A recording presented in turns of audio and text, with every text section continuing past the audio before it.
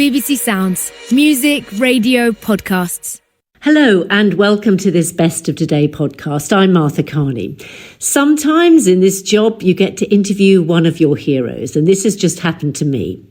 My father was from Liverpool, and so the Beatles they've always been part of my life. When I heard that Sir Paul McCartney was having a photography exhibition, I was so keen to talk to him, and to my great delight, he said yes. We met at the National Portrait Gallery in London to talk about the exhibition and the book which accompanies it. These are photos taken in a very intense 3-month period at the end of 1963 and early 64, when Beatlemania was taking hold and the band went on tour to the United States. The photos were only recently discovered, and I asked Sir Paul what was it like to find them again. It was really, really good, actually, because I thought I'd lost them. And I assumed that because the 60s was so loose and doors were left open, and, you know, I would invite everyone in and stuff, you know. And a lot of stuff went missing, so I thought this would all be missing.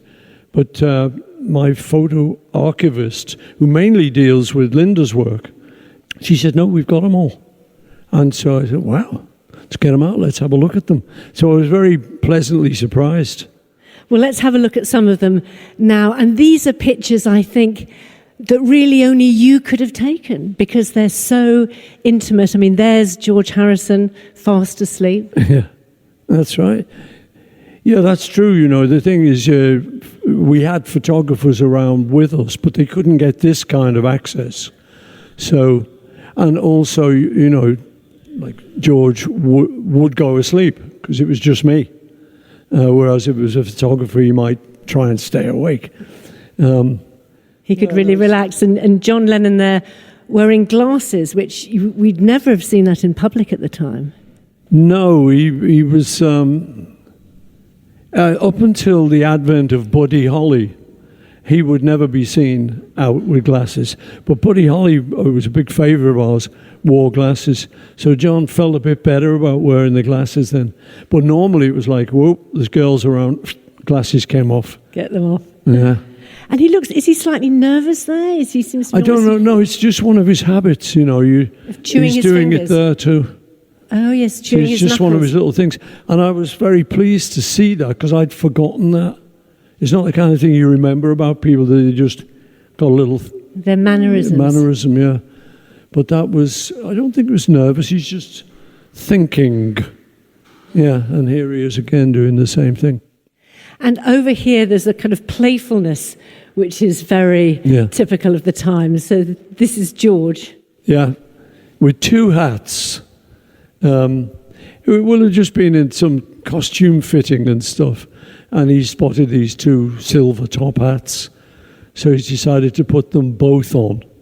And then with George, he keeps the deadpan expression, which really makes it much better. Much better for the comedy effect. Yeah. As if he's doing it.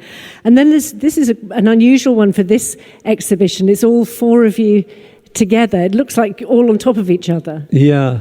Well, sometimes I'd have the camera with me, but then I'd just ask our roadie just to take a quick pic of this, you know, for souvenir kind of thing. And why you did that with like all on top of each other, or the other way was peeking round a door, so you were all in a line. It was because the newspaper editors sometimes would have filled the whole page, but they didn't have room for a big photo, but they could use a single column. So that's what the photojournalists would get us to do this. So then they could sell it to the papers.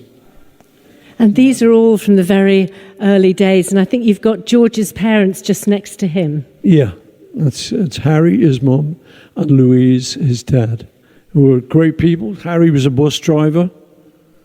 Louise was a very formidable housewife. She was great. You wouldn't want to mess with Louise. Somebody had come to the door once at their house, and she didn't like whoever it was, a salesman. So she was out she poured a bucket of water over him. Seriously? From the upstairs window, yeah. That was Louise. But they were great people, you know. And the lovely, joyous picture of Ringo at the top, slightly kind of blurred, which some of the photos are, aren't they, caught on the hoof? Yeah, with the movement, yeah, it's just blurred, yeah. And the photographs in these rooms are from some of the early shows in Liverpool and then in London. And here's behind the scenes at the Palladium. Yeah, yeah. I like this one of John sort of screwing up his eyes. He's obviously trying to not get soap. He's washing his face, trying to not have soap in his eyes. But again, that's the kind of thing, he'd let me take that picture because it's just me. And, he knew, well, he thought it was never going to get publicised. Sorry, John.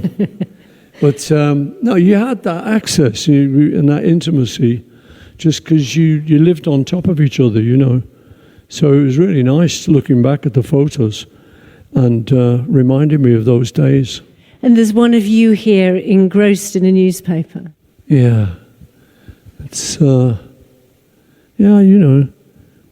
you're just sitting around and, my camera's there and someone's picked it up and just taken a shot.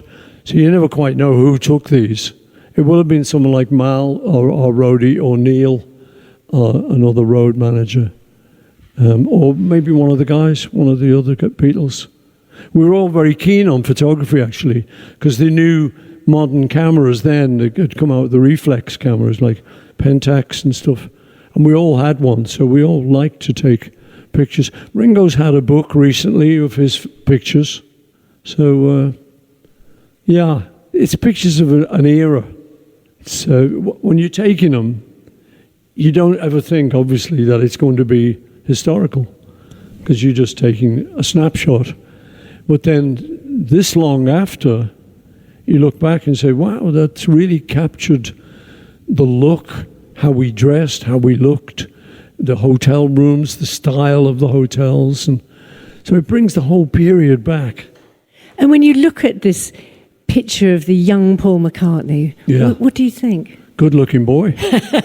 You were? No, Still I do, I should have said. I do. It's I like that about all these pictures. We were sort of young and beautiful. And you didn't know it. That thing where people will say, oh, I don't like having my photo taken. I look terrible. And then 10 years later, they'll go, oh, I didn't look too bad. It wasn't too bad then, was it? No. Yes, I've had that 20 experience. years later, I was gorgeous. So all this time after, I think we were good-looking boys. Well, let's see how the good-looking boys took Paris by storm as we come into this next room. And the show in Paris was just 2 years after you and John had gone there hitchhiking. Yeah. And those two trips must have been incredibly different. Oh, yeah. I mean, it was just the two of us, and we didn't know Paris. So we just wandered around and went to various things, went to the cinema together. We just did a lot of stuff together, When we went to the cinema, it was an old film called The Time Machine, the original one.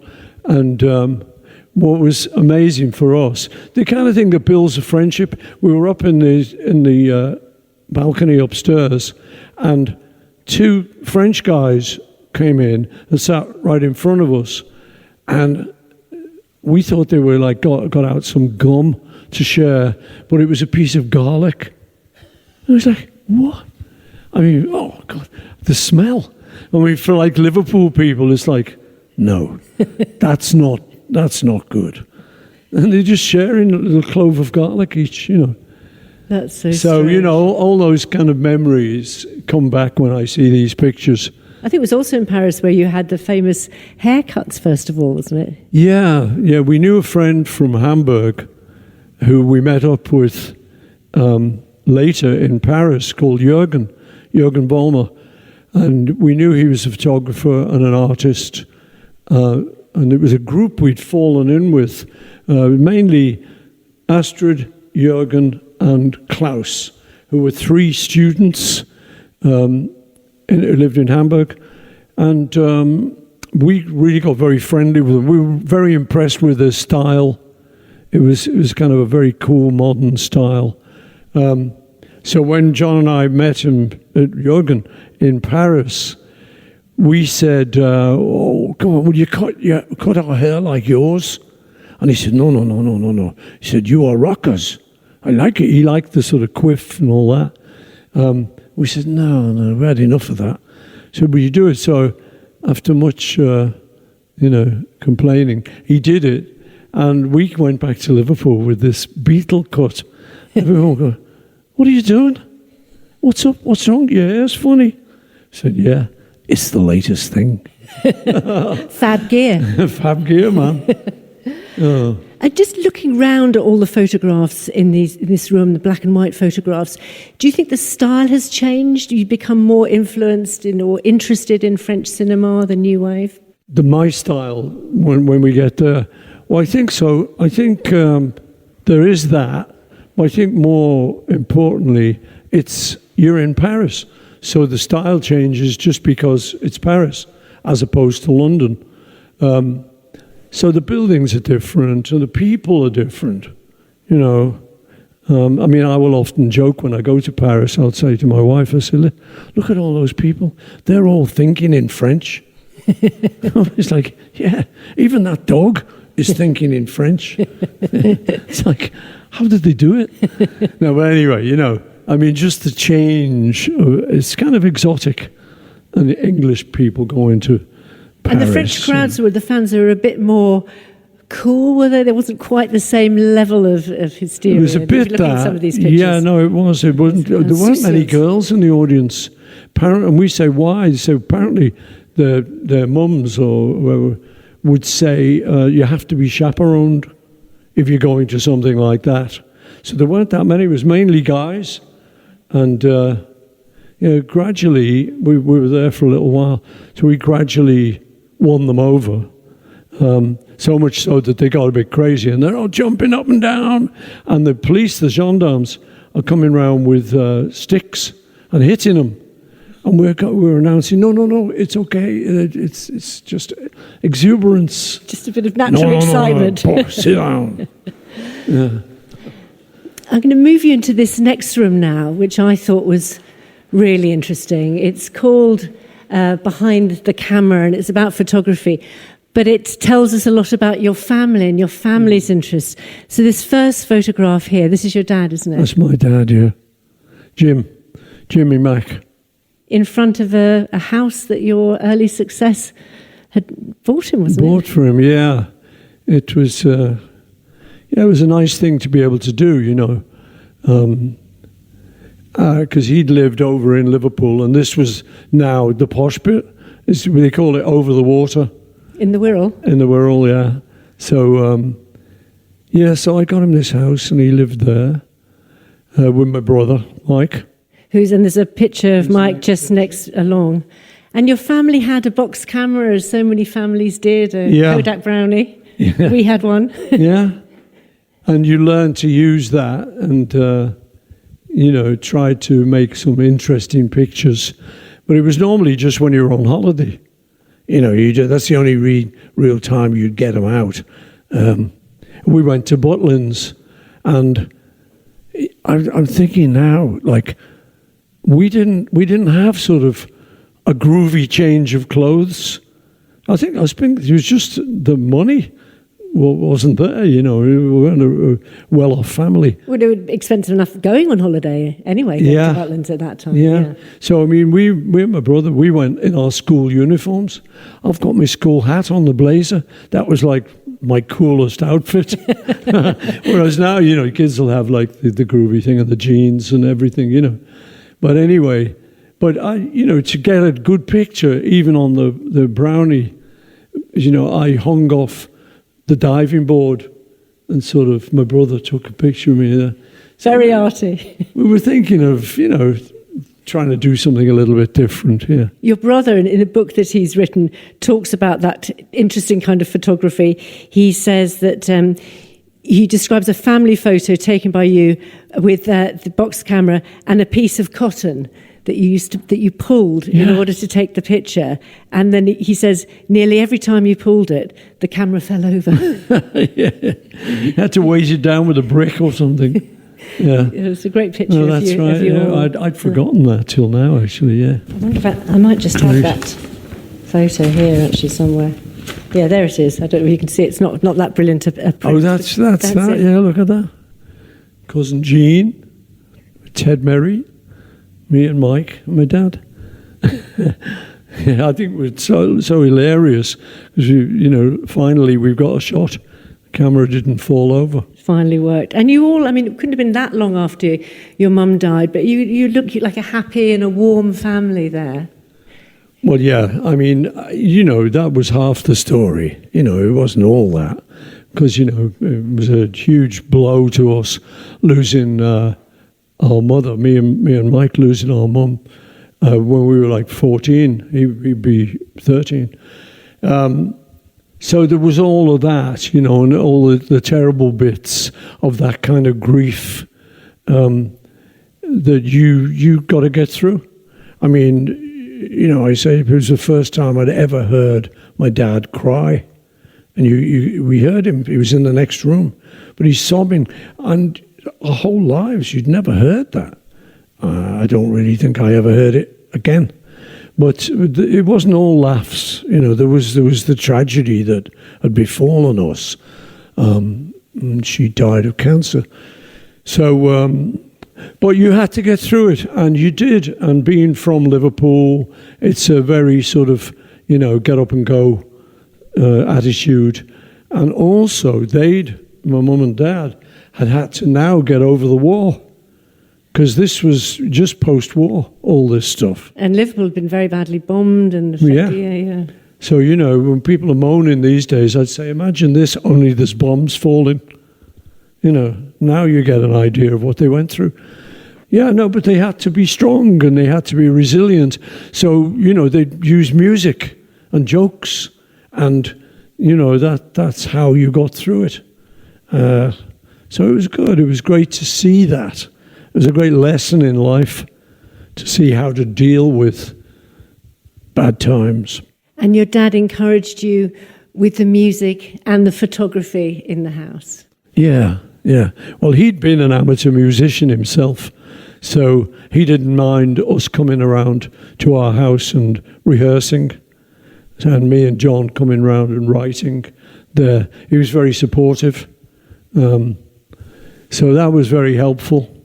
And there was a piano in the house because he played, so I would noodle around on it. So that's kind of how I learned to play a bit of piano. So all these little things mounted up, and added to the success we were about to have.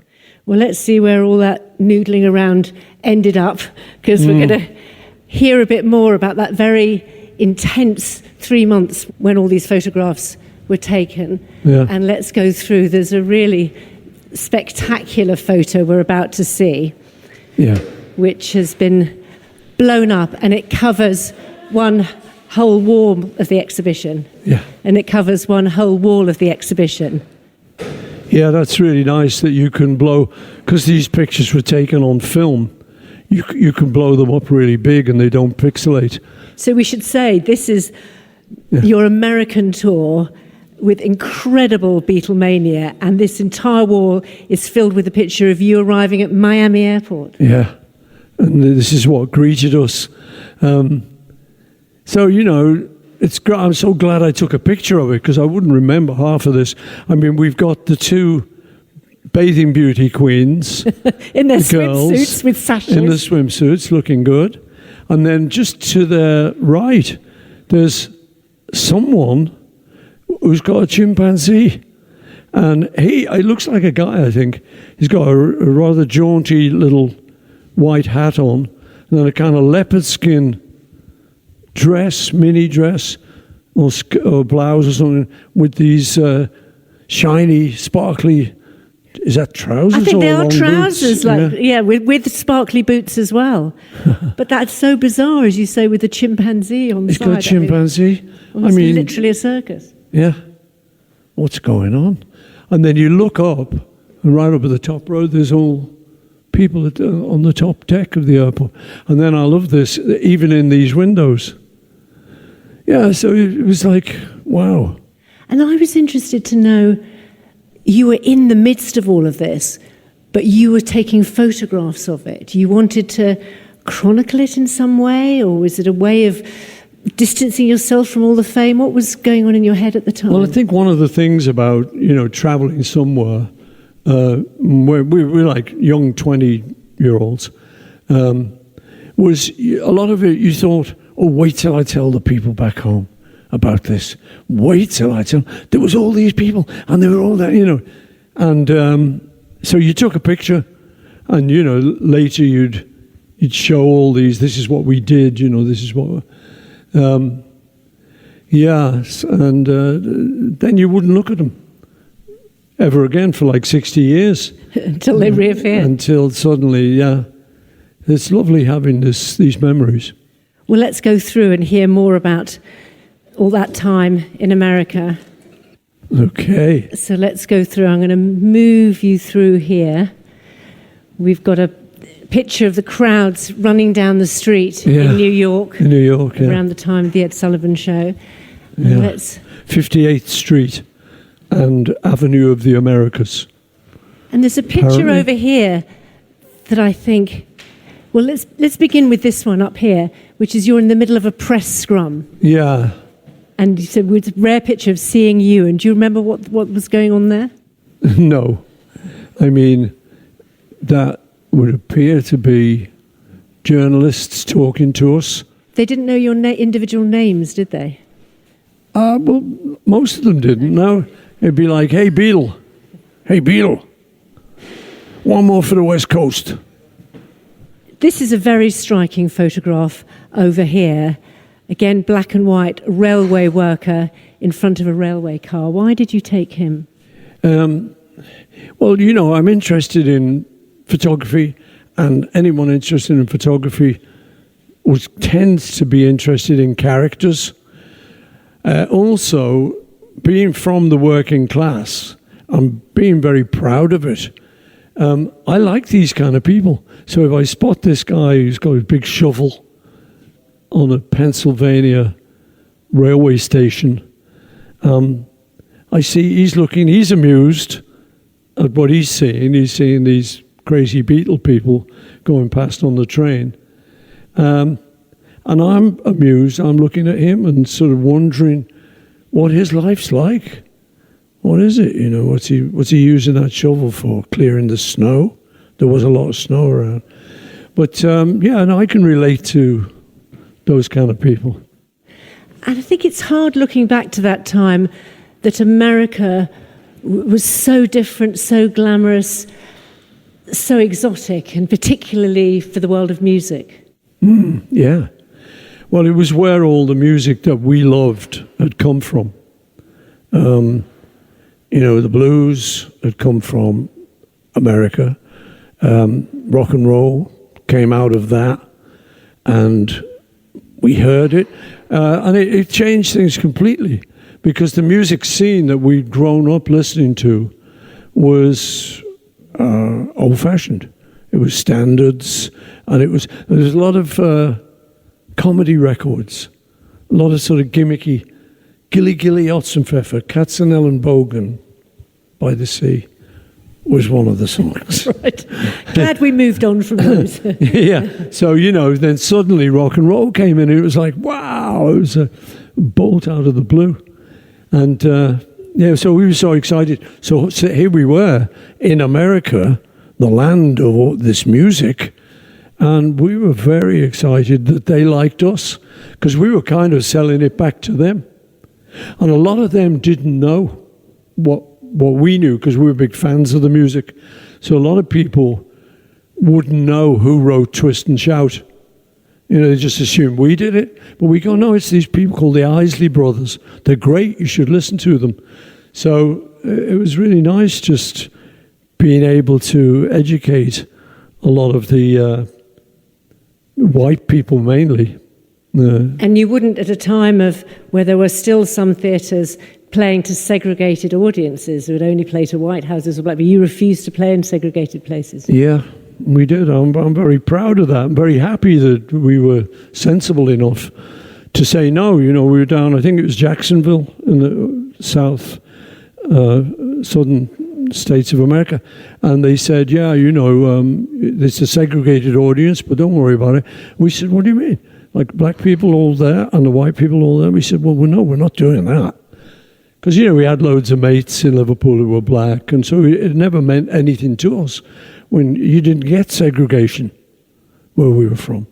So now we just refused to do it, and they had to back down.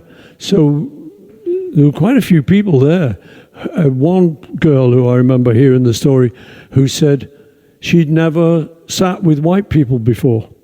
And she's a young girl sitting with young white girls. She's a black girl. And she's just loving it. They're just loving the Beatles concert experience. So I was very proud of all that, that we naturally wouldn't go along with this segregation rubbish. We're coming into the final room of the exhibition, which is the photographs taken in Miami. And you've gone from black and white photography to this explosion of colour. And you're just all obviously having the most fantastic time. Yeah, well, if you were lucky, you'd end a tour somewhere sunny. We often used to try and end in LA. But this was sort of the first time we'd ever been to Miami. And yes, I had to get the colour film out. And it just shows just having a great time. There's a picture there of John walking on water. Proof. That's all I say.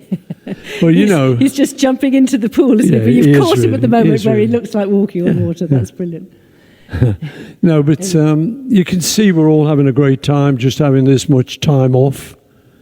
And here's George having a wonderful time with a very glamorous young lady. This is the most exotic picture in the whole exhibition, yeah.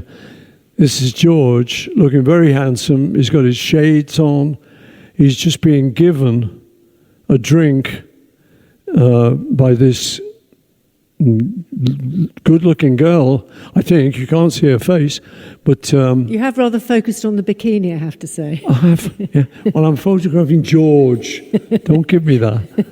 No, but I think I like the composition, actually. I think it works nicely.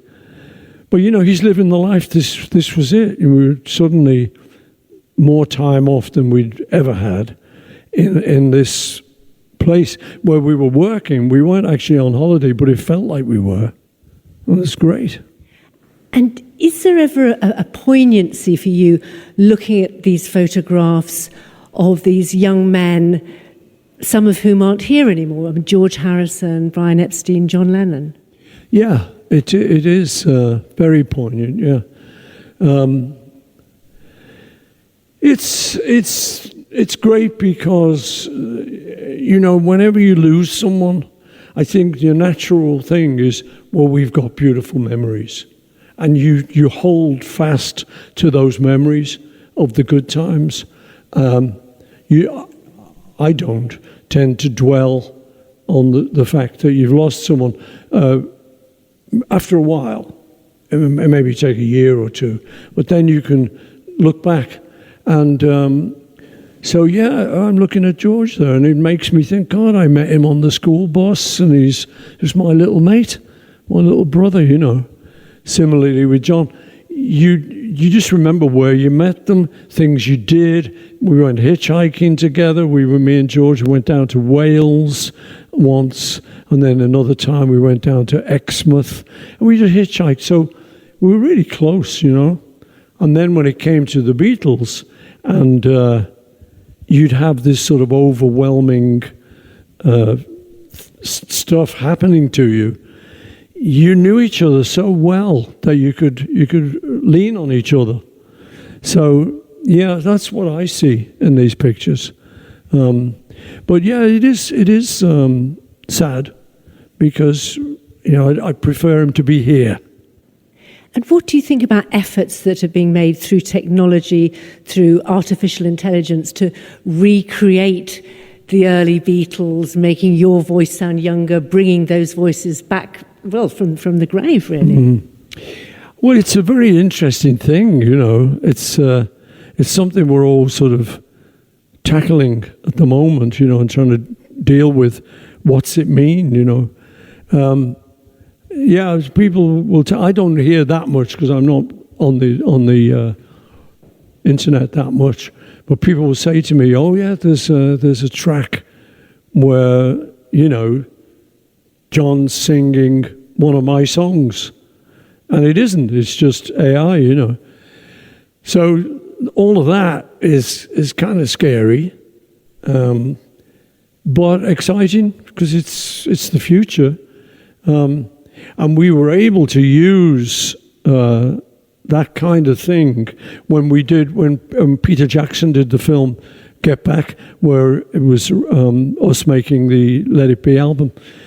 And he was able to extricate John's voice from a ropey little bit of cassette where it had John's voice and a piano. He could separate them with AI. They tell the machine, that's a voice, this is a guitar, lose the guitar. And he did that. So it has great uses. So when we came to make what will be the last Beatles record, it was a demo that John had that we worked on, and we've just finished it up. It'll be released this year. We were able to take John's voice and get it pure through this AI, so that then we could mix the record as you would normally do. So it gives you some sort of leeway. So there's a good side to it, and then a scary side, and we'll just have to see where that leads. So this is a question that I've wanted an answer to pretty well all of my life. Ooh. And it's about the song Martha, My Dear, which people have sung to me over the years. And then I found out that it was supposedly written about your dog. It was. Oh. It was. Oh. You thought it was about you? I wasn't quite that mad, but I'd hoped it was for some young love of your life called Martha. Yeah, well, it was my little dog. I'd never had a dog as a kid, so I eventually, when we started with the Beatles, I got a little dog, an old English sheepdog called Martha. And one day the inspiration came to write Martha, my dear. And so it's an ode to a sheepdog. Not you. Not me. I wish it right now. I wish it was about you. Oh. I shall try and calm down. Paul McCartney. She's come over all funny. I have blushed actually. Yes, no. It doesn't happen very often. Mr. Paul McCartney, many thanks indeed for talking to us. Oh, you're welcome. Thanks, Martha. Thanks for listening to this Best of Today podcast. I'm Martha Kearney. More on BBC Sounds.